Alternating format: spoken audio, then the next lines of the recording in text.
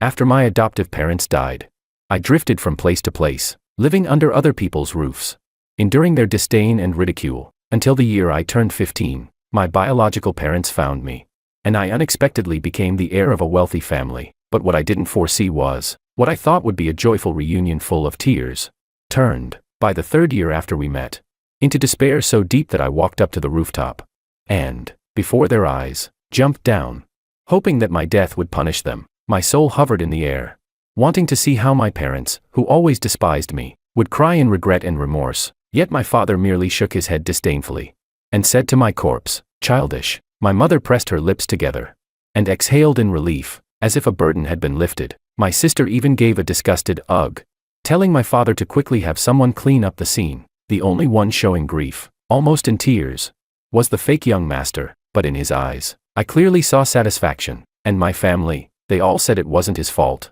that I had brought this upon myself. I stood frozen for a long time, then let out a bitter, self-mocking smile. When I opened my eyes again, I was back to the moment I had just been brought home. Chapter 1. After realizing I had been reborn, I sat in silence for a long time. In front of me, my parents spoke with reddened eyes, expressing the guilt and longing they had carried for years. They had missed me for 10 whole years. In my previous life, when I found my biological parents, I was overwhelmed with emotion. We hugged and cried together, and foolishly, I thought, I finally had a home. I thought I was finally a child with a loving father and mother. However, 3 years later, that fantasy shattered. My heart turned to ash, and I stepped off the rooftop in front of them, ending my life in despair. I had thought my death could punish them, but they never cared about me. Why would my death cause them any pain? All I did was punish myself for someone else's sins. So now, I felt nothing at all, calm as a piece of wood. Sweetheart, are you still trying to adjust? It's okay. Mom will take you to pick your room first. Choose whichever you like. Seeing my silence, my mom led me upstairs to the 3rd floor. My dad followed with a smile, calling my sister, Alicia, urging her to come home quickly. Alicia replied impatiently, "Ugh, I don't have time. I'm hanging out with my friends." My dad frowned in displeasure, and my mom, looking awkward, explained to me, "Your sister's busy. She might not be back for a few days." In my previous life, I believed her. In this life, it didn't matter anymore. Believing her again wouldn't change anything. When we reached the 3rd floor, each room was bright and luxuriously decorated. My dad smiled and said, "George, go ahead and pick. You can stay in any room you like." My eyes locked onto the room nearest the stairs. On its wall hung a family photo, and my picture had been photoshopped into it. In my last life, I was instantly drawn to it and foolishly thought it meant my parents truly loved me. So I chose that room. I liked that family photo. However, my parents' expression subtly changed. They exchanged glances before quickly smiling again. "George, we forgot to tell you," my dad said. "This room actually belongs to your brother, Makoto." When Makoto heard you were coming, he cleared out his own room and said you should choose whichever you like. You should live in the biggest one. My eyes welled up with tears. A deep,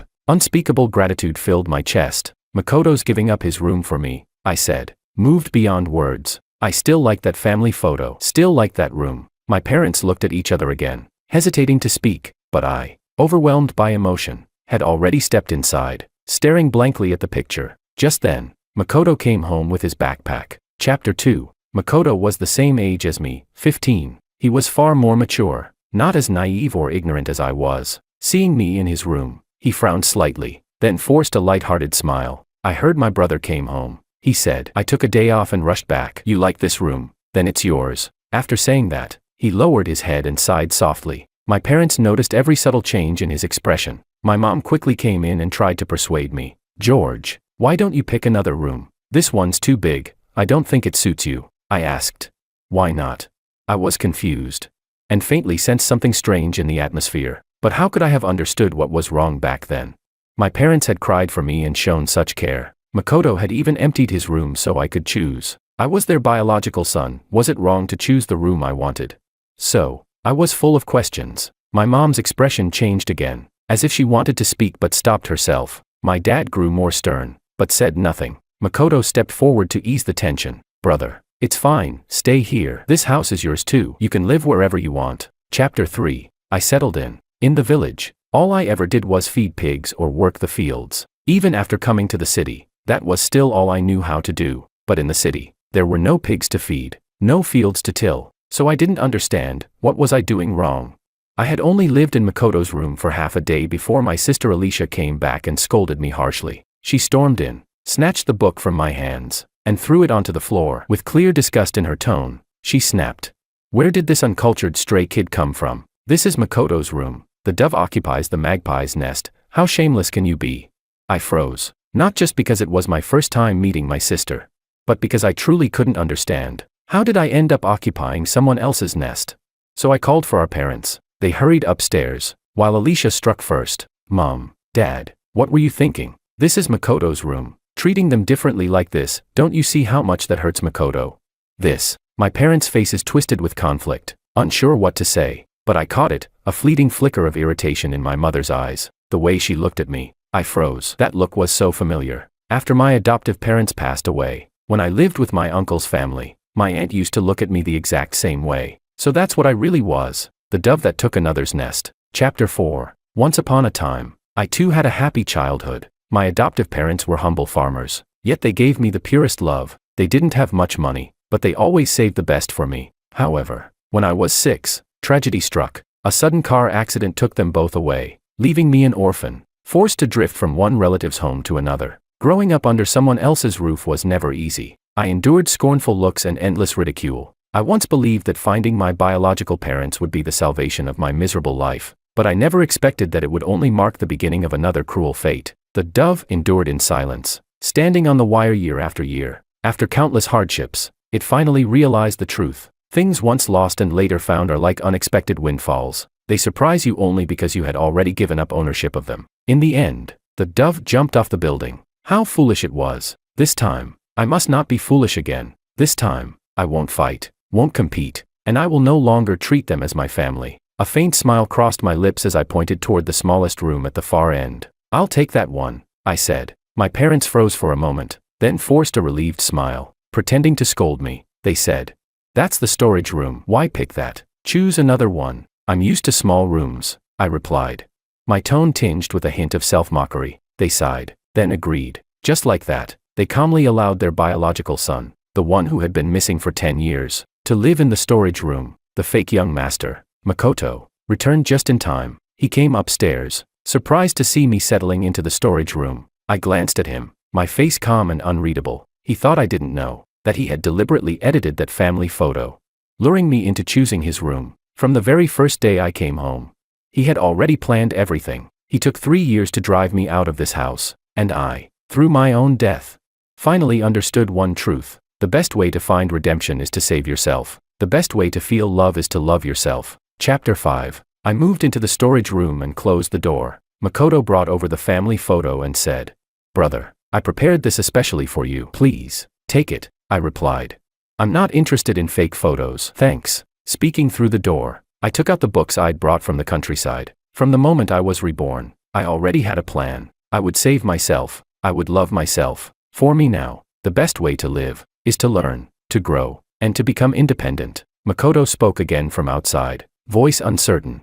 "Brother, are you upset with me? I understand. I'm the one who occupied someone else's nest." After all, he seemed to be talking to me. But in truth, his words were meant for our parents. As expected, my mother rushed to comfort him. "Your brother's probably just tired. Don't overthink it," my father added.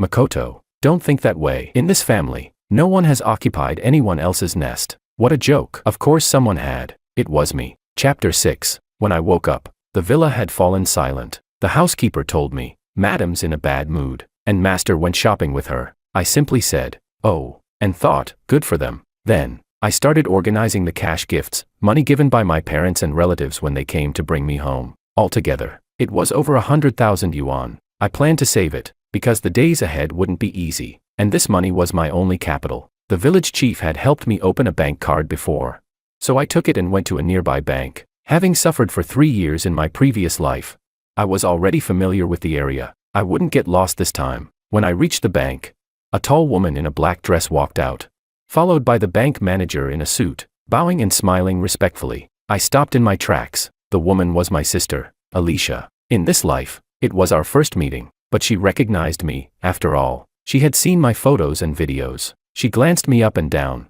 rolled her eyes, and said, "George?" "Yeah," I replied lightly. The bank manager's eyes lit up, and he asked enthusiastically, And who might this be? Alicia let out a cold snort and snapped. What's it to you? Why are you asking so much? The manager chuckled awkwardly and hurried away. Alicia turned back to me. So, you just got home, and you're here for what? I shrugged. To deposit money. I answered truthfully, walking over to get a queue number. Deposit money? Those cash gifts? Alicia sneered. I thought you'd hand them to mom and dad for safekeeping. That's what we all did as kids. I didn't respond. Alicia gave a short, disdainful laugh. You sure are greedy. But remember, you can cling to your own money all you want. Just don't touch what doesn't belong to you. Exactly the same as in my previous life, the first week after I returned back then.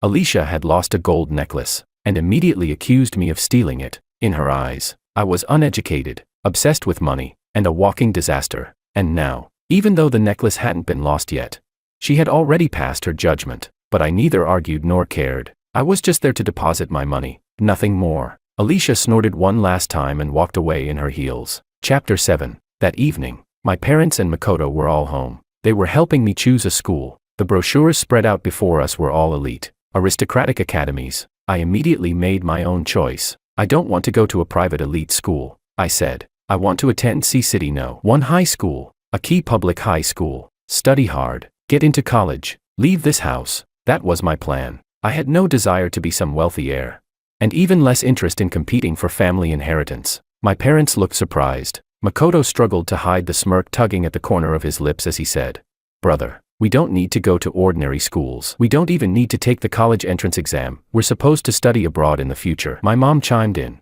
That's right, George. You and Makoto can both attend Blue Sky Academy. We'll take care of your future for you. My dad's eyes flickered, deep in thought. I knew exactly what he was thinking. In my previous life, I had attended Blue Sky Academy and instantly became famous. Not because I was exceptional, but because I didn't fit in at all. A boy from the countryside studying alongside the sons and daughters of C-City's richest families. I stood out like a weed in a rose garden. When people found out I was the Wang family's long-lost heir, they came just to laugh. They saw I was dark-skinned, skinny, and plain-looking, a textbook poor loser who didn't belong in their world. Makoto only fueled the fire. He not only got others to pick on me, but even paid the class beauty to talk to me. When I finally let my guard down, she suggested a night run, and then accused me of harassing her, of trying to assault her. I became the school's laughingstock overnight, dragging the Wang family name through the mud. My father was furious. He slapped me so hard I fell to the ground. He shouted, I knew this would happen when I let you attend that school. You've completely disgraced our Wang family. My father cared about one thing, saving face, and I had torn that mask apart. Now, in this life, he was thinking about that same face again. Makoto could uphold it, but me.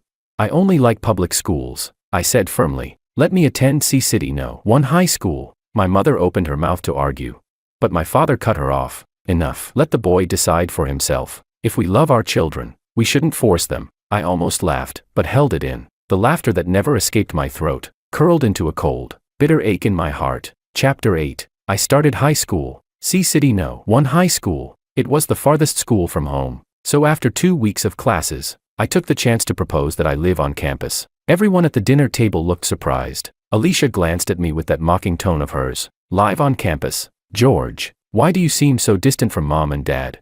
You've been home for over half a month now, still not used to it. How could I possibly get used to it? In my last life, I endured 3 long years here, and even then, I never got used to it, I said calmly. Living on campus makes it easier to study. My voice was flat, emotionless. Alicia pressed her lips together and said nothing. My mom looked worried. George, is there something you want to tell us?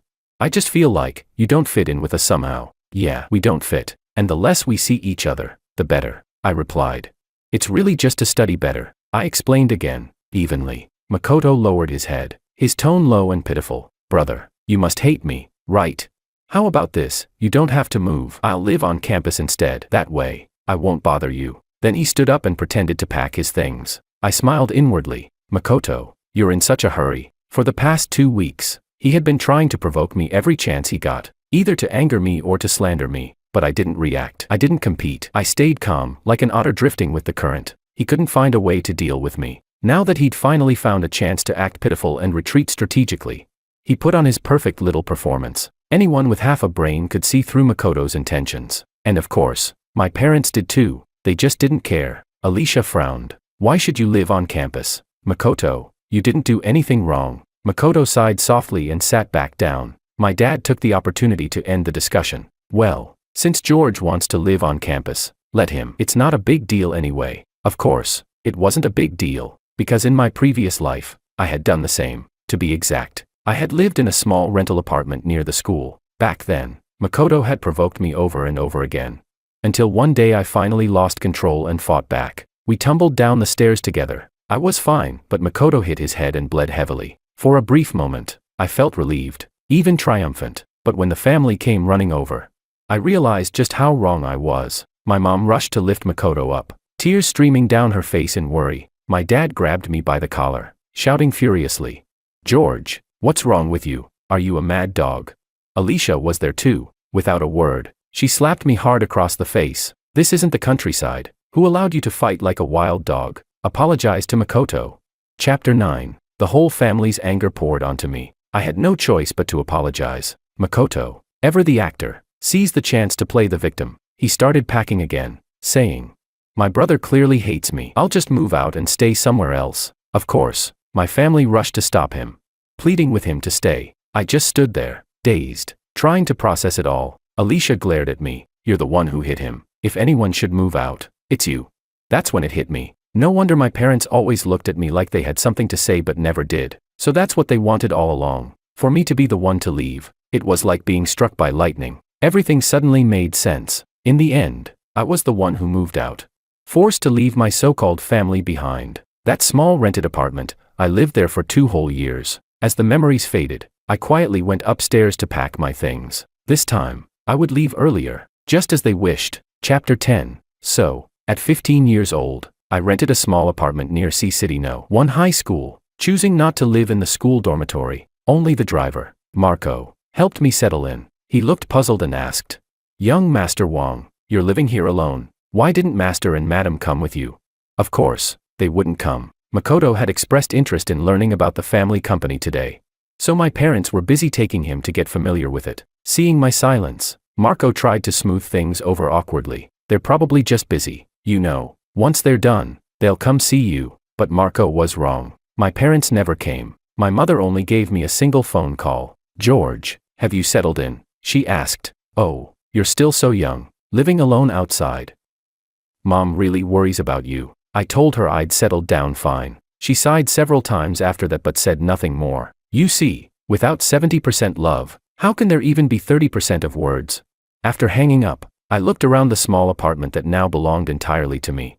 And for the first time, I smiled sincerely. I no longer had to be the dove. The days that followed were simple. Eat, sleep, study, a steady rhythm of 3 points forming a straight line. No need to think about family matters anymore. They didn't think of me either. More than a month passed, and I didn't receive a single call. It was as if everyone were dead. Later, I ran into Makoto. On my way home from school, I saw him riding a motorcycle, leading a noisy pack of followers through the streets. So bold, so arrogant, it stunned me for a moment. As a rich second-generation heir, riding a motorcycle around like that was strictly forbidden. If our parents found out, they'd definitely scold him. He seemed to notice me too. He revved the engine and pulled up right in front of me. Before I could say anything, he took off his helmet, looked me up and down with disdain, and said, "George, long time no see." "Yeah," I replied. He crossed his arms coolly, then asked, "Mom and Dad haven't called you once, have they?"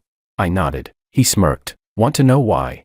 I shook my head. He chuckled. "Actually, they did want to call you, but every time they tried, I told them maybe I should be the one to move out instead, and then they'd feel too guilty to call you." He leaned in slightly, his grin widening. "But the main reason? They're resentful toward you." I stayed silent, listening. Makoto could barely contain his laughter. "You've been home for so long, yet you treat Mom and Dad like strangers. You really think they wouldn't resent that?" Honestly, I didn't expect to win without even fighting. I was terrified you'd come back to compete with me for the inheritance. But instead, you just left and handed everything to me. "Really, thank you." He said all this while carefully watching my face, probing for a reaction, trying to figure out if I was naturally foolish or just choosing to step aside. I almost laughed. "Isn't he tired?"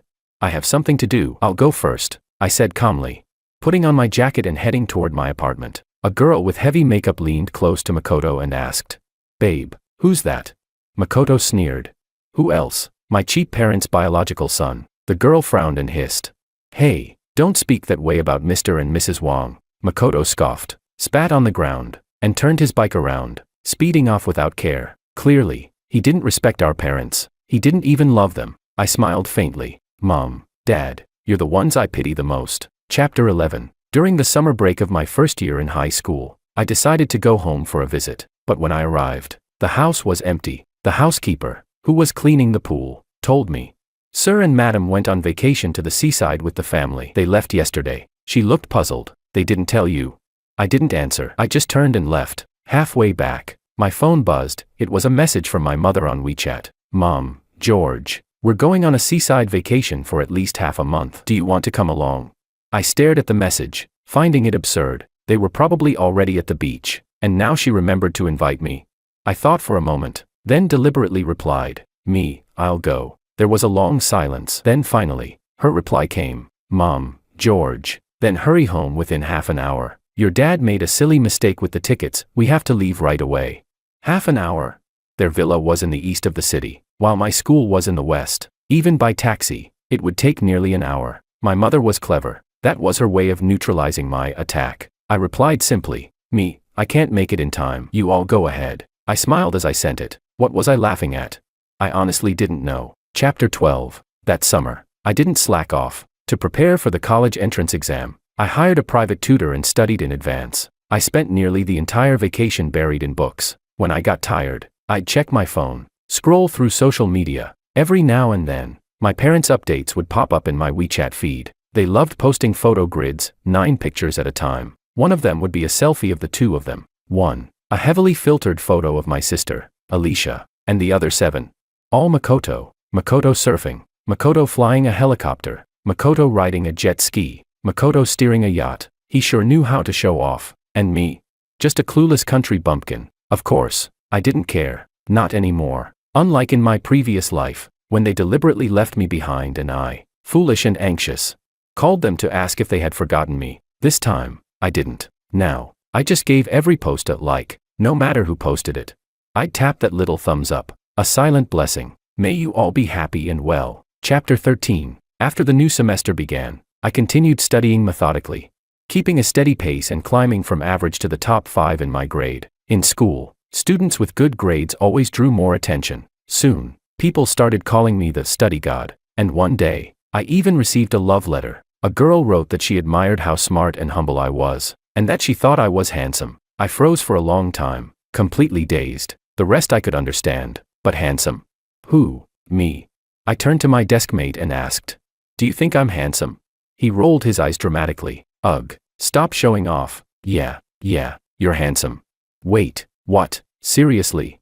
I pulled out my phone and, for the first time in days, really looked at myself in the camera. And well, he wasn't wrong. I didn't look like that dark, skinny, malnourished monkey anymore. My features had grown sharper, more defined. I had changed, actually changed. Maybe it was because I'd stopped draining myself emotionally, and my spirit had begun to heal, which showed on my face. Turns out, when a man starts treating himself better, when he learns to love himself first, everything changes. As I stared at the reflection on my phone, I forgot to blink. My eyes grew hot and stung with tears. My deskmate gasped, "Dude, did you just cry because you realized how handsome you are?" Chapter 14. My grades kept improving day by day, and as they did, I too began to change. I didn't pay much attention to it, because as I grew older, my desire for independence grew even stronger, especially after entering my final year of high school.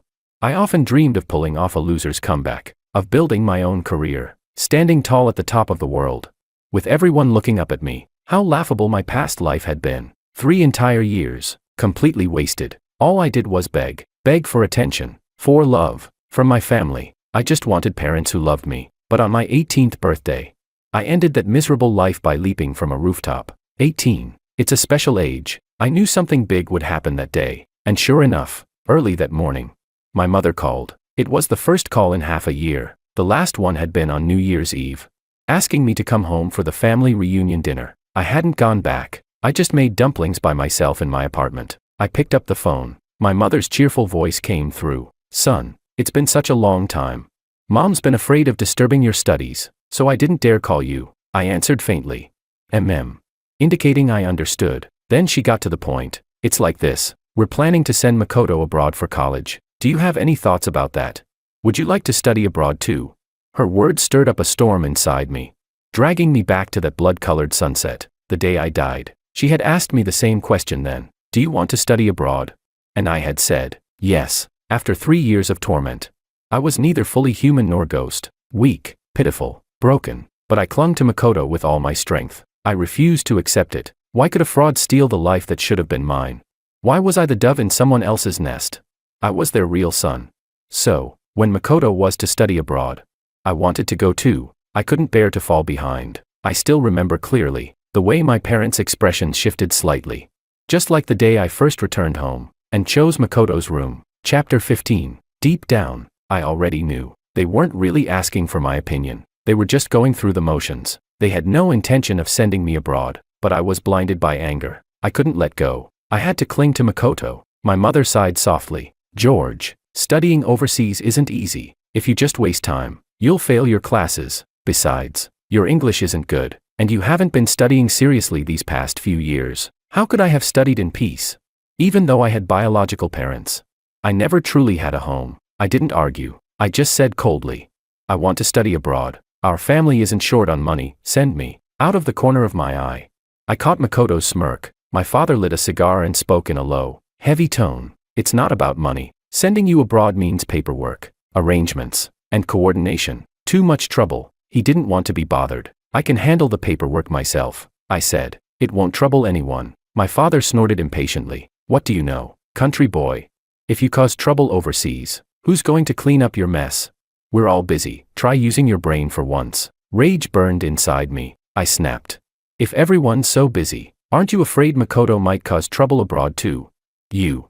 My father's face darkened. He was so angry he snapped his cigar in half. Alicia shook her head and said coldly, what nonsense. Makoto's well-behaved. He's not the kind of person who stirs up trouble. I shot back. Well-behaved. He was drunk driving and almost killed someone. How long ago was that? In the next instant, Makoto put on a pained expression and said, brother, why would you curse me like that? Are you wishing me to die in a car crash overseas? My father's face turned thunderous. Without another word, he stood up and slapped me hard across the face. George, he roared, are you looking for death? Chapter 16. Blood trickled from the corner of my mouth after that slap, and the emotions I had bottled up for so long finally exploded. Like a beast gone mad, I roared. Who the hell do you think you are to hit me? It was you who asked me whether I'd go abroad. You asked me. You've never treated me like family, never. You'd be happier if I were dead. Is that it? Will you only be satisfied when I die? Everyone was stunned for a moment, then their shock turned into humiliation and rage. My mom dropped her fake kindness and snapped. George, what's wrong with you? Have you no shame? My dad ordered the maids to leave, then commanded, shut your mouth. You're a son of the Wong family, not some street thug. My sister just rolled her eyes, saying nothing. My lips trembled violently, my fingers shook, and soon my whole body followed. After all these years, I didn't even know why I was still alive. In my mind, I saw my adoptive mother on her hospital bed for the last time, holding my hand weakly as she whispered, study hard. When mommy gets better, I'll cook your favorite dishes again. But my father was gone, and then she followed him, leaving me to drift alone in this world. I thought I had finally found a home, only to realize I'd been lying to myself all along. My thoughts were a blur, grinding my teeth. I asked again, will you only be satisfied when I die? Yes, go to hell. Then, my sister sneered, her voice dripping with disgust. My parents waved their hands impatiently. Get out. I stopped trembling. Even my heart seemed to stop beating. A strange calm filled me, empty yet powerful. I turned and bolted upstairs. 5 flights. In one breath. No one stopped me. No one cared. I reached the rooftop and ran straight to the edge. As I climbed over the railing, one of the maids below screamed, George, don't do anything rash. Everyone in the villa came out to watch. My parents and Alicia stepped outside. Makoto was still laughing, mocking, proud, amused. The wind lashed against me. My body shivered hot and cold. My mom cursed at me. Jump then. When will you ever learn to behave?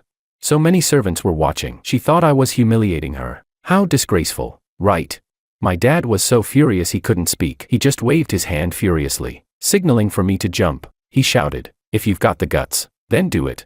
My sister tried to stop me, but her tone was dripping with sarcasm. Don't jump here, she sneered. You'll dirty the floor. I gave a bitter smile. Sorry, for dirtying your floor. I closed my eyes and leapt. Chapter 17. I was dead. My legs were shattered to pieces. My skull cracked open, and not a single breath remained in me. My soul drifted above, and to my surprise, I felt satisfied. I glared fiercely at that pile of broken flesh that used to be me, and at my so-called family standing around it. If I could still speak, I would have screamed, "See, I'm dead now. Are you satisfied?"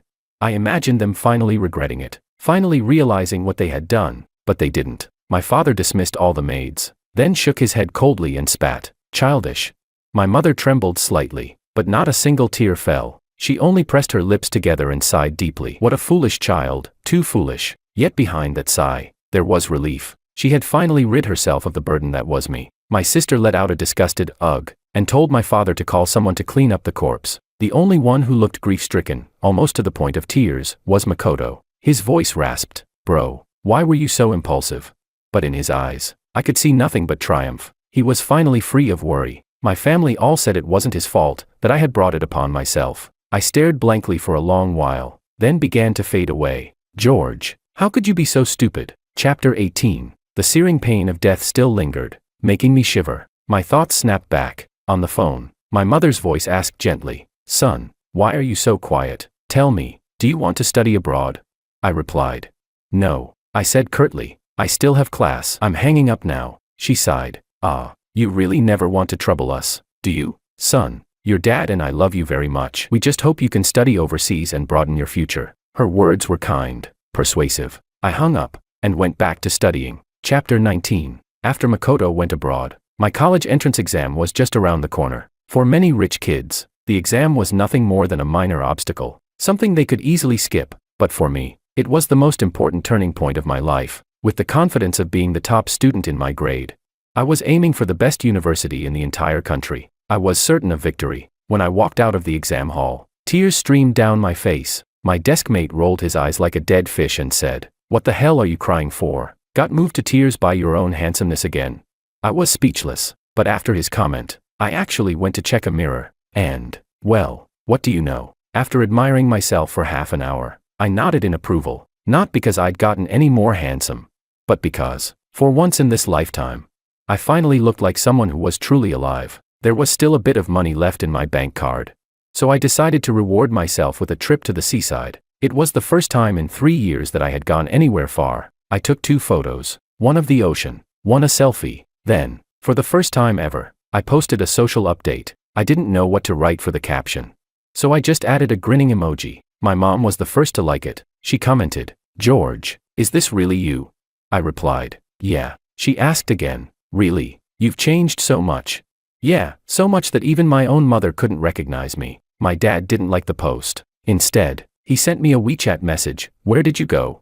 I said, "To see the sea." He paused for a while before replying, "You could have told us your sister wanted to go too. Would have been nice to go as a family." I didn't respond. That evening, my sister liked my post as well. She commented, "Need me to help with another makeover? I'll turn you into a real heartthrob." I ignored her. Chapter 20. Before the exam results were released, I went out to work. After half a month, my mom finally found out where I was by asking my teacher. She scolded me over the phone. "Son, why do you always run off without saying a word? If something happened, we wouldn't even know. Come home, there's no need for you to take some part-time job." I said, "It's fine, I just want to earn some tuition money. College life costs a lot." She laughed in exasperation. "Do you think our family is short on tuition money?" Of course we are. In 3 years of high school, I had never once asked them for money, and they had never once offered any. The cash gifts I received during holidays had kept me afloat for all 3 years. I smiled but said nothing. Then she suddenly seemed to realize something and hurriedly asked, "Your dad, he never gave you any allowance?"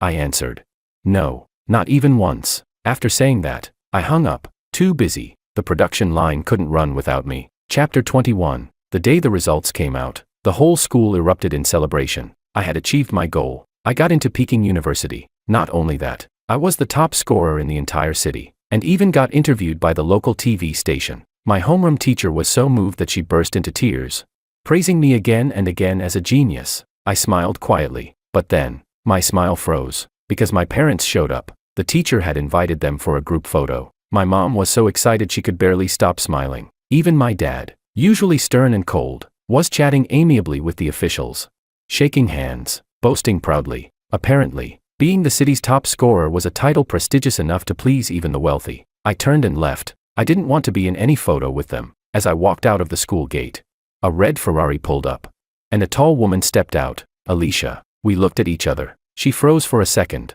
then asked, "Didn't Mom and Dad say they came to find you? Where are you going by yourself?" I replied, "I'm hungry, going to eat." Then I kept walking, heading toward a small restaurant nearby. Inside, mapo tofu cost 12 yuan, and stir-fried pork with green peppers cost 13. They were my favorite dishes. Usually, I would only order one and eat it with rice, but today, I splurged, ordered both, and I ate. Alicia came in after me, coughing hard from the chili smoke. Covering her mouth and nose in disgust as she sat beside me, she said disdainfully, "You actually eat this stuff?" I nodded. "It's good." Her brows furrowed tightly, and she fell silent for a moment. Then, as if remembering something, she added, "Makoto's living way better than you. He gets over 200,000 yuan a month abroad, and I heard he parties every day." I kept eating my tofu, seeing I didn't react. Alicia suddenly pulled a bank card from her bag and handed it to me. She said, "You're the city's top scorer now. As your sister, I'll reward you with this card. There's 100,000 yuan in it. It's just what was left after I bought a handbag yesterday. Take it." How generous. She rewarded me with half a month of Makoto's allowance. I didn't take it. She left the card on the table, looked at me for a long moment, then quietly walked away. Chapter 22. I took that bank card back to the villa and placed it on the coffee table. Then, I packed the last of my belongings, ready to head north, to the capital, a place as vast as the sky and as boundless as the sea. Just as I was leaving, my parents returned home. Their faces were grim. When they saw me, they forced down their anger and demanded, "George, why didn't you stay for the group photo? The school officials were looking for you everywhere. Do you want us to lose face?" I replied calmly. I didn't know there was going to be a photo. I gave a brief explanation and started walking toward the door. My father took a deep breath, his eyes locked tightly on me. My mother suddenly grabbed my hand, her eyes wet as she said, "George, do you hate us? It's been 3 years, and you've never once smiled at us. Now you've been admitted to Peking University, and you didn't even share your joy with us. We're your biological parents." Biological parents? I stopped. My gaze on her was faint, detached, the way one looks at a stranger. Countless memories swirled in my mind. And in the end, they all settled into a calm, still well, not a single ripple. I said softly, "You're mistaken. I just wasn't born someone who smiles a lot." Absurd. My father's voice trembled with fury as he unleashed his patriarchal authority. "George, ever since you came home, you've been against us. We waited 10 years to have you back, 10 years. All we wanted was to be close to you, but you, always that cold face. You can't even get along with Makoto. What? Do you think we owe you something?" "That's right, you do owe me." For the first time in a long while, something rippled inside me, a single drop that spread outward, turning into waves, and finally, into a raging storm. I stared at my furious father, at my sorrowful mother. Then I asked, "If, on the day I came home, I had chosen Makoto's room, would you have agreed?" They froze for a moment, then quickly nodded. "Of course, you could have stayed anywhere you wanted," I said. "Then call Makoto right now. Tell him I want his room." I set my suitcase down. They stiffened, eyes darting nervously. My father hesitated. It's late in America. Makoto's probably asleep." "A good excuse," I continued. "Then what about the time you went to the seaside? If I'd told you to wait for me, would you have waited?" "Of course," my mom jumped in. "Didn't I say we should wait? It was your dad, he bought the wrong tickets." I was furious about that. I smiled faintly. "That day, I came back. You'd left the day before." Her face went pale. Her throat tightened as if someone had grabbed it. I pressed on. "On my 18th birthday, if I had insisted on going abroad, would I have gotten 200,000 yuan a month, like Makoto? To live freely overseas?"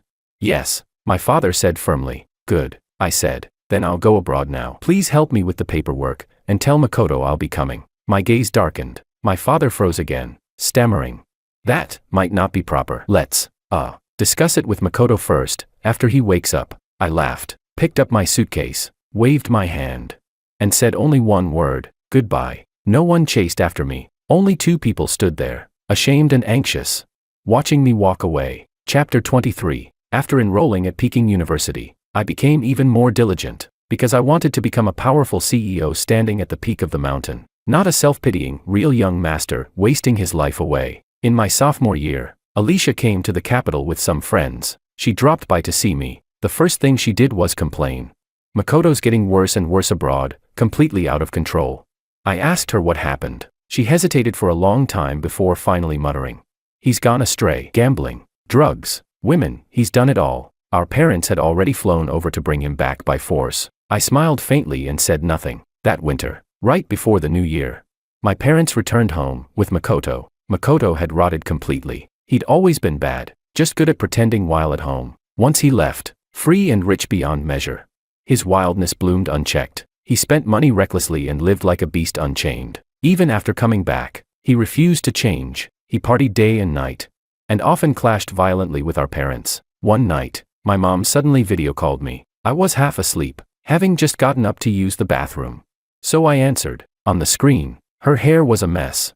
Her cheeks swollen red. Her eyes filled with despair and exhaustion. I asked, "What happened?"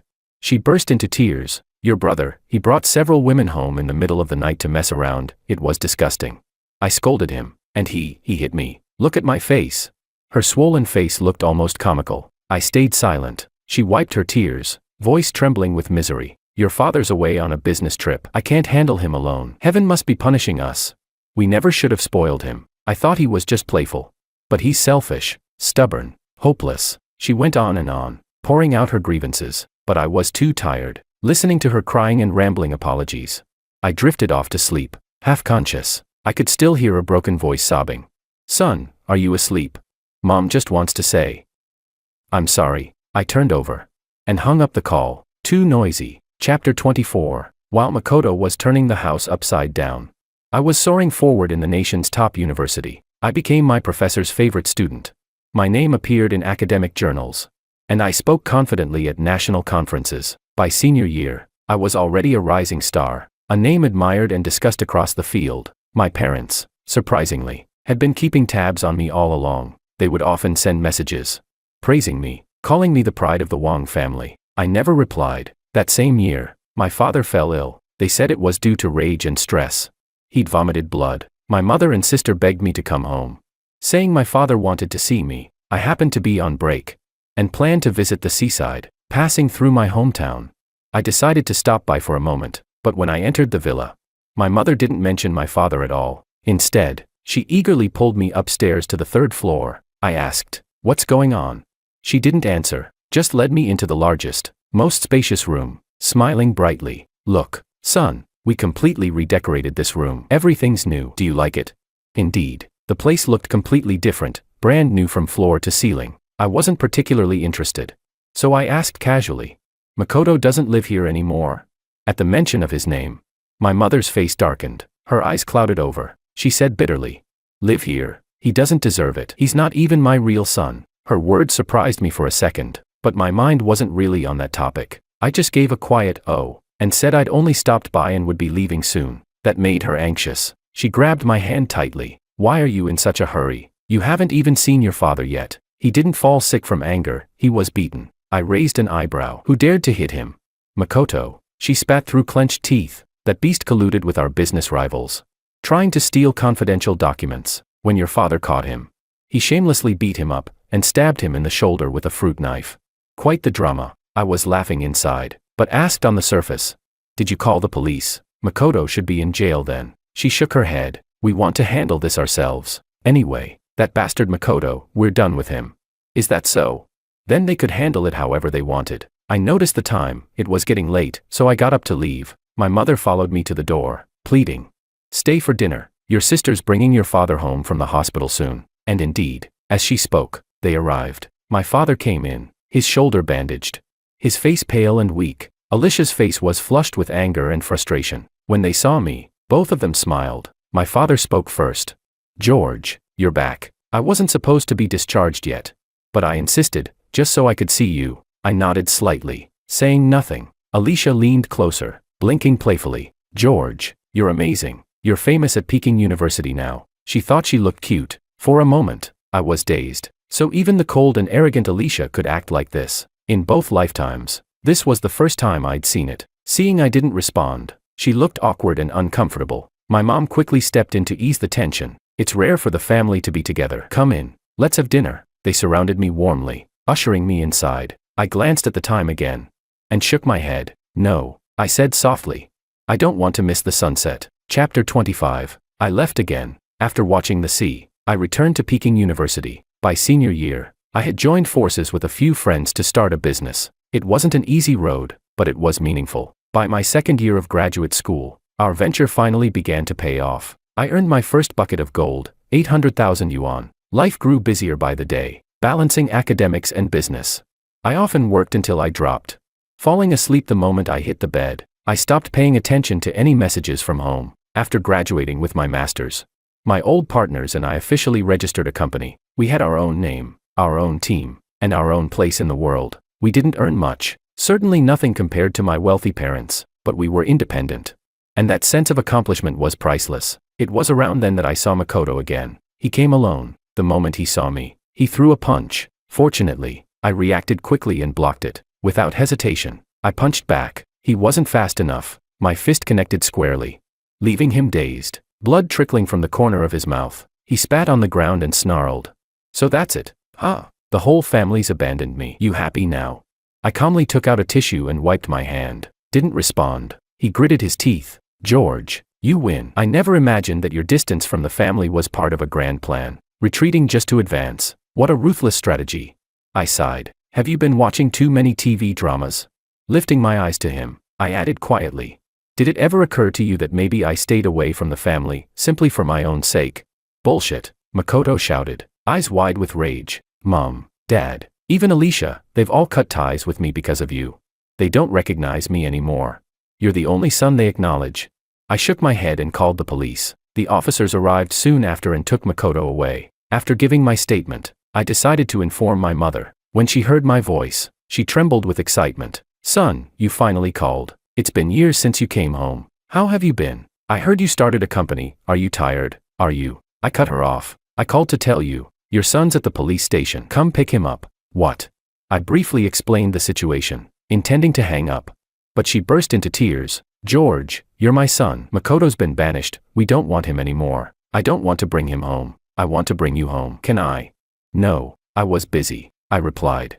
No. Chapter 26. After being named one of the top 10 outstanding young entrepreneurs of the capital, the year's end was approaching once again. I stood before the floor-to-ceiling window in my CEO office, a glass of wine in hand, quietly savoring the view of the glittering city lights. At that moment, I was 30 years old. From 15 to 30, I had walked a road 15 years long. It hadn't been an easy one. Jumping off a building only takes 3 years, but to rise from nothing to the top of the mountain, that takes 12 more. And I was grateful that I had chosen those 12 years. 12 years had changed everything. The leading corporation of City C, the empire my parents built, had fallen. When the tree collapses, the monkeys scatter. Their downfall was miserable. Rumor had it they even mortgaged their villa. Makoto had gone to prison. After losing his financial lifeline, he got involved in dirty business, and took a life. He was sentenced to 20 years. As for Alicia, she had tried to save their company, using the family's remaining funds to start a new one. At this very moment, she was waiting outside to see me. She had been waiting since morning,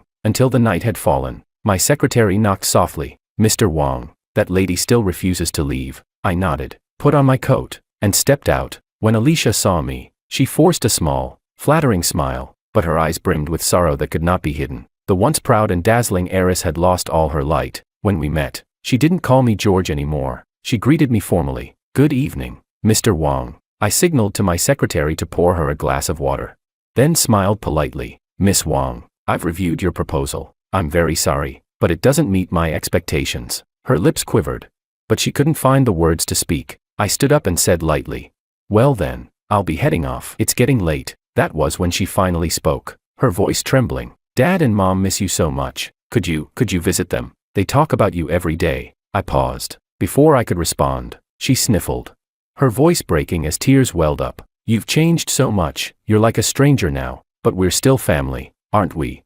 Could you please not be so heartless? I turned and looked at her. And once again, the image from my past life came to me. Alicia slapping me across the face, calling me a bastard child. I smiled. When I was 15, I said quietly, I never begged you not to be heartless. So now, you shouldn't beg me not to be. That was my answer. Alicia froze, lowering her head, her spirit completely broken, and I yawned. Stepping out into the lazy glow of the night, humming softly, I walked toward the future that awaited me, a future filled with peace, confidence, and self-love. That broken body, once lying in a pool of dirty blood. No longer needed to beg for anyone's love. He had gathered his strength, stood up, smiled proudly, and finally learned to love himself.